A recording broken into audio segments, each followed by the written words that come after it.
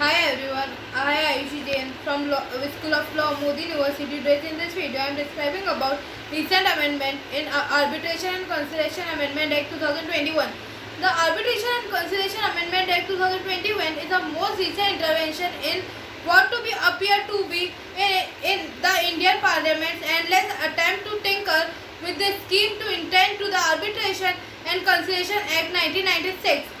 The 2021 Amendment Act, which was passed into law on 10th March 2021, follows the Arbitration and Conciliation Amendment Ordinance 2020 promulgated by the President of India in November 2020.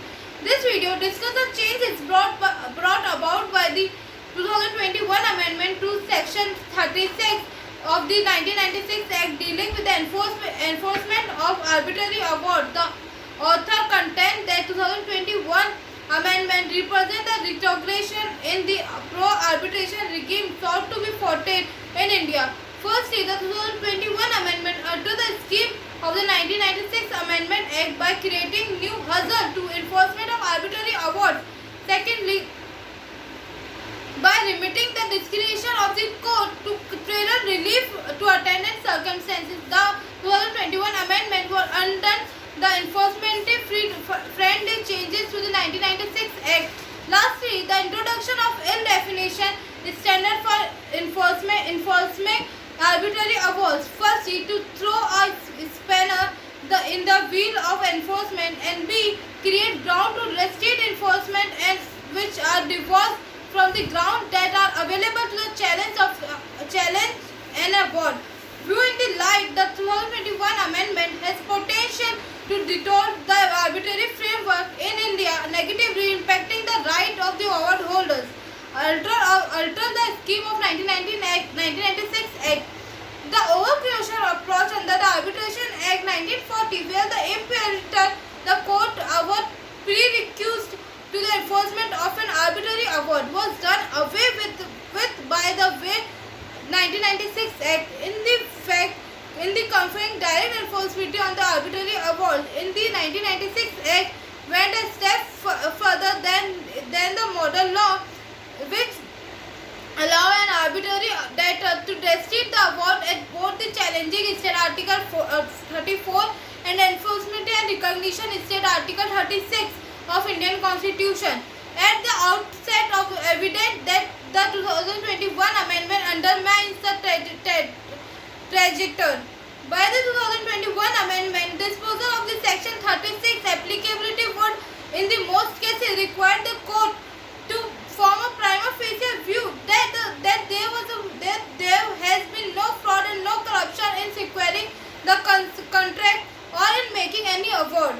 The fact that such a finding shall nonetheless be subject to eventual decision in Section 34 application does not mitigate the hazard sign, since on average the final disposal of the such proceeding, including appeal to the Supreme Court, which may be expected to take up to 6 years in HSC case, nullifying the 2015 amendment in this. With the 2021 Amendment Act, the illustration of prima facie case would entitle the party to procure the unconditional stay, thereby obligating any discretion to balance the conflicting equities, which would doubtlessly vary from case to case in staying the enforcement of arbitrary awards. In this respect, the 2021 amendment reintroduced a stratification of judicial discrimination resulting in paper award, which reads the 2015 amendment in the first place. Further, the 2021 amendment includes a ground for fraud and corruption, which are experimentally conducted under the CPC. For staying a decree, this additional ground now relates exclusively to arbitrary proceedings, suggesting fundamental distress in arbitrary process, thereby creating inexplicable discrimination between civil proceeding and arbitrary proceedings. Such discrimination has already was decreed by the Supreme Court in SCC case, where the court observed that standard are vague and arbitrary. With the inclusion of such new ground to resist the enforcement of the award, it may be expected that party who is dissatisfied with the outcome of arbitrary proceedings shall make the attempt to contend that there is a contract to award is betrayed by the fraud or corruption. In Swing Timing Limited versus Commonwealth Games, the Supreme Court of India held that allegation of fraud in contract could not undermine the arbitration agreement and contrary reading of Section 15 and Section 16 of 1996 Act, illustrating all the matter including the issue as to whether the main contract was void or voidable can be referred to arbitration. Similarly, in the both A. Ayyaswamy versus A. Paramasimam versus and Vital Post Studio Limited versus HSBC Holding Mauritius Limited, the Supreme Court drew a distinguish between fraud, stigmata and serious allegation of fraud which permeate the entire contract, causing damage in the public domain, holding that only a later case would a dispute fall outside the competence of an arbitrary tribunal. It appears that 2021 amendment did not deal with this complexity and failed to identify which particular claim falling with numerous concept fraud will cross the threshold to limit the grand unconditional stay of an arbitrary award. Interfering with Section 34 of the 1996 Act, the Supreme Court has constantly viewed Section 36 of the 1996 Act to be an intermediate process of balance equity between the parties during a pendency of the Section 34 proceeding. In the respect, the following difficulties are caused for the concern. Firstly, under Section 34 Clause 2, Clause 8, Subclause 2, an award may be set aside if arbitration argument is invalid in law, which may be on the account of fraud and corruption under the amended. Section 36 enforcement may be unconditional stay even if the contract was induced by the fraud or corruption. Noted above that in case of switch timing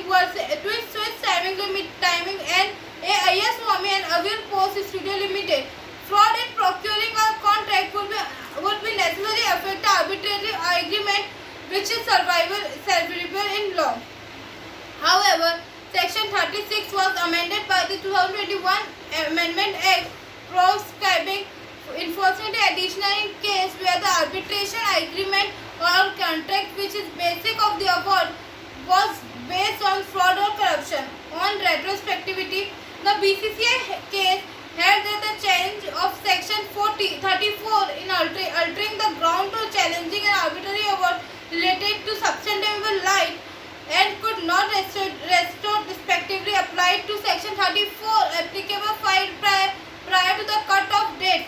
However, so far as Section 36 of the Act was concerned, the court held that the execution of a degree pertained to reimbursement of procedure and not vested right to resist enforcement under an amendment to Section 36 can be claimed by the party. According, the court held that the amendment Section 36 would apply even in relation to Section 34 application filed prior to cut-off dates. Thank you.